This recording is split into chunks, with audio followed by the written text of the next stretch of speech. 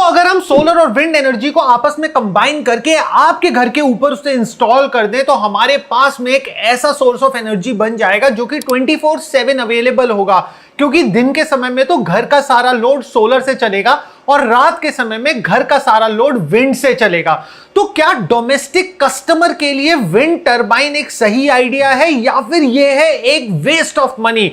आज की इस वीडियो में मैं आपको डिटेल में बताने वाला हूं कि इंडिया के अंदर डोमेस्टिक विंड का क्या फ्यूचर होने वाला है और हम आने वाले समय में इंडिया के हिसाब से कोई ऐसी नई इनोवेशन डोमेस्टिक विंड के सेक्टर में देखने वाले हैं कि नहीं, और आपको अपना कीमती पैसा सोलर की बजाय विंड में लगाना चाहिए कि नहीं। तो ये वाली वीडियो बहुत ही इंफॉर्मेटिव होने वाली है, हम डिटेल में जाएंगे, कॉन्सेप्ट समझेंगे। मगर उससे पहले दोस्तों, अगर आपने अभी तक हमारे इस इंफॉर्मेटिव और इंटरेस्टिंग चैनल को सब्सक्राइब नहीं किया है तो वेट किसका कर रहे हो, अभी के अभी करो। फिर हम शुरू करते हैं आज की वीडियो। तो हमने पास्ट में ना बहुत सारी विंड टर्बाइंस कवर करी हैं, एक नहीं बल्कि 10 से 15 विंड टर्बाइंस जो कि डोमेस्टिक हो सकती हैं, घरों के ऊपर लग सकती हैं, हमने वो कवर करी हैं। और ज्यादातर इनमें से ना वर्टिकल विंड टर्बाइंस हैं। तो विंड टर्बाइन दो तरीके की होती है, हॉरिजॉन्टल विंड टर्बाइन जो हम यूजुअली देखते हैं विंड फार्म्स में, देखते हैं हर जगह पे देखते हैं, जिनका ब्लेड हॉरिजॉन्टली लगा हुआ होता है, और उसी के साथ साथ दूसरी होती है वर्टिकल विंड टर्बाइंस। अब वर्टिकल विंड टर्बाइंस ही ज्यादातर डोमेस्टिक एनर्जी सेक्टर में आ रही हैं। उसके पीछे रीजन है कि वर्टिकल विंड टर्बाइंस में एक तो टर्बुलेंस कम होता है। टर्बुलेंस मतलब कि जो हवा से जब वो एनर्जी प्रोड्यूस करती है तो जो साउंड बनता है, वाइब्रेशंस होती हैं, वो एक वर्टिकल विंड टर्बाइन में कम होती है। मगर इसी के साथ साथ वर्टिकल विंड टर्बाइंस की जो एफिशिएंसी होती है वो भी कम होती है in comparison to horizontal wind turbine. तो हमने पास्ट में ऐसी बहुत सारी विंड टर्बाइंस कवर करी हैं, बट अगर मैं आज की डेट में अपनी पास्ट में सारी कवर करी हुई विंड टर्बाइंस और उन कंपनीज के बारे में देखता हूं, समझता हूं, पढ़ता हूं, तो कोई भी अभी करंट लेवल पे कमर्शियली मास प्रोडक्शन में नहीं आ पाई है। तो इसके पीछे रीजन क्या है? और अगर मैं इंडिया का मार्केट समझता हूं विंड एनर्जी के लिए, डोमेस्टिक विंड एनर्जी सेक्टर, तो इंडिया के अंदर जो विंड टर्बाइंस अवेलेबल हैं वो गिनी चुनी कुछ ही चुनिंदा चाइनीज विंड टर्बाइंस हैं, जो कि चाइना से इंपोर्टेड विंड टर्बाइंस हैं।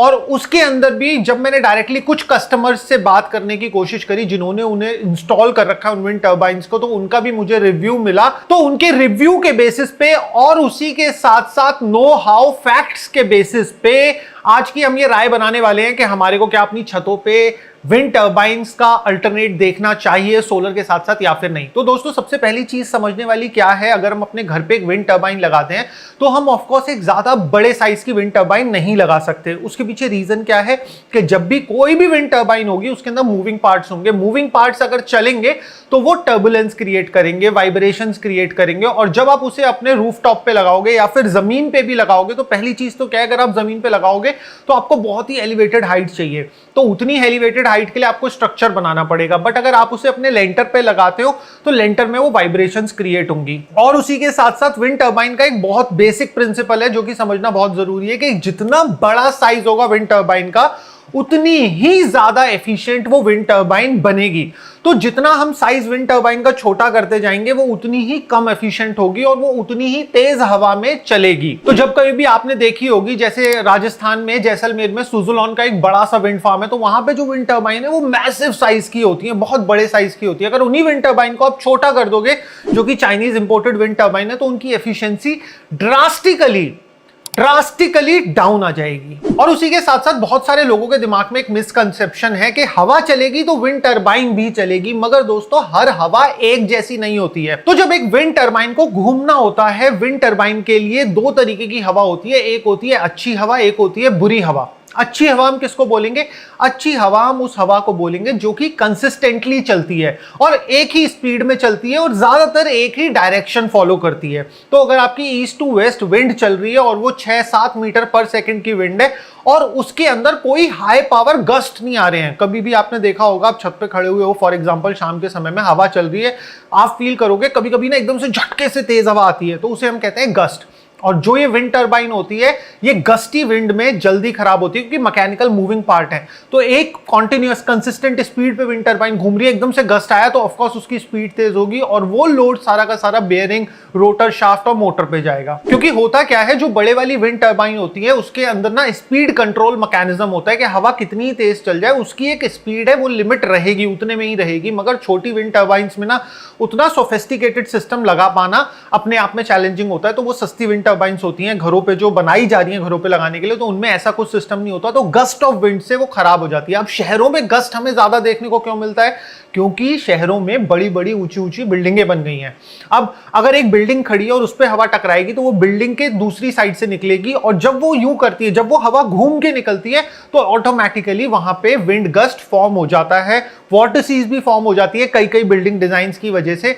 तो यहां पे शहरों की हवा में खास करके ये चीज समझना बहुत जरूरी है कि शहरों की जो हवा है वो उतनी अच्छी नहीं है विंड टरबाइन के पर्सपेक्टिव में। तो अभी 2 पॉइंट क्लियर हो गए, पहला तो साइज और दूसरा हमारे शहरों की हवा। और उसी के साथ साथ अगर हम तीसरे पॉइंट को समझें तो अगर हम इंडिया का विंड ग्राफ देखें कि इंडिया में किस लोकेशन पे कितनी ज्यादा विंड चल रही है, तो जो हमारे गुजरात की साइड की कोस्ट लाइन है वहां पे तो विंड टरबाइन सक्सेसफुल हो सकती है क्योंकि वहां पे एवरेज विंड स्पीड है 7 से 8-9 मीटर पर सेकंड की।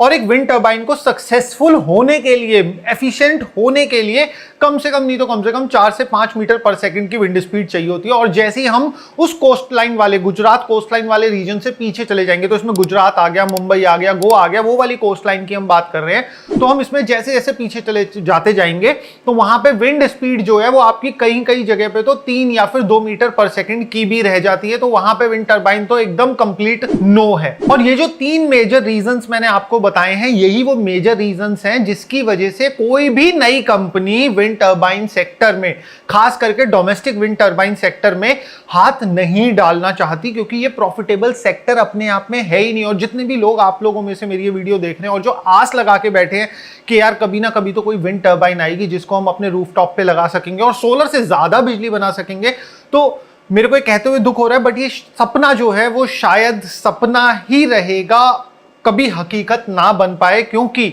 टेक्निकली एक और चीज भी देखी जाए तो जो इंडिया है हमारा, वो सन रिच कंट्री है, विंड रिच नहीं।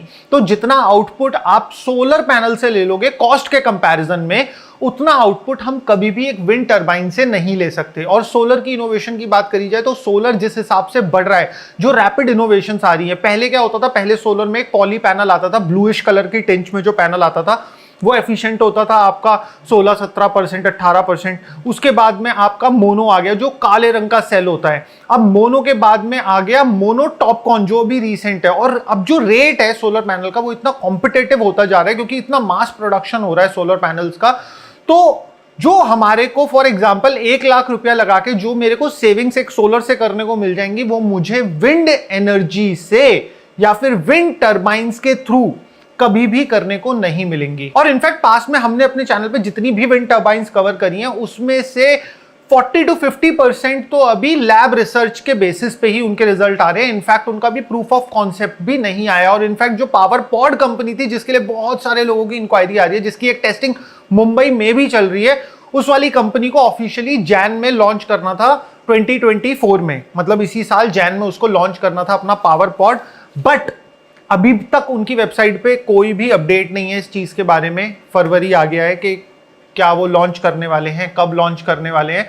तो ऐसा ये एक अकेली कंपनी नहीं है पावर पॉड, ऐसी बहुत सारी कंपनीज हैं। इनफैक्ट पावर पॉड ने तो मुंबई में लगाया था जो कि एक विंडी एरिया है जहां पे की हवा अच्छी चलती है।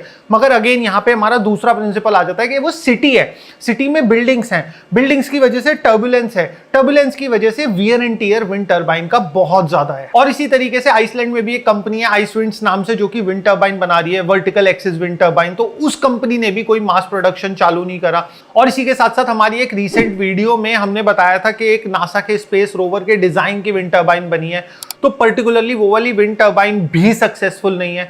तो जो ये छोटी छोटी विंड टरबाइंस आ रही हैं, ये अपने आप में innovation as a science project तो बहुत अच्छा है, बट इनका कमर्शियल यूज, और कमर्शियल भी ना बोला जाए, डोमेस्टिक यूज आने वाले समय में देखना बहुत मुश्किल है, और वो भी खास करके एक इंडिया जैसी कंट्री में। मगर इसी के साथ साथ अगर आप लोग भी इंटरेस्टेड हो अपने रूफटॉप पे सोलर लगाने में, बट आपको ना तो उसका ए पता ना उसका जेड पता कि आखिर ये सोलर पैनल लगते कैसे हैं, इनका टेक्निकल क्या है, तो हमने इस पे एक डिटेल में वीडियो बनाई है। मैं आपको खरीदने को नहीं बोल रहा कि ल्यूमन सिटी से लगवा लो, अगर आप चाहो तो लगवा सकते हो, बट अगर आपको टेक्निकल नॉलेज चाहिए कि बेस्ट प्रैक्टिस क्या है, किस तरीके से सोलर इंस्टॉलेशन होती है रूफटॉप पे, तो हमने उस पर एक डिटेल में वीडियो बनाया है। इस साइट पे आ रहा होगा, आप क्लिक करके देख सकते हो, एंजॉय कर सकते हो। और अगर आपको हमारी ये कॉन्टिन्यूस वीडियोस अच्छी लगती हैं, इंफॉर्मेटिव लगती हैं, तो हमारे को लाइक शेयर सब्सक्राइब करके बताओ।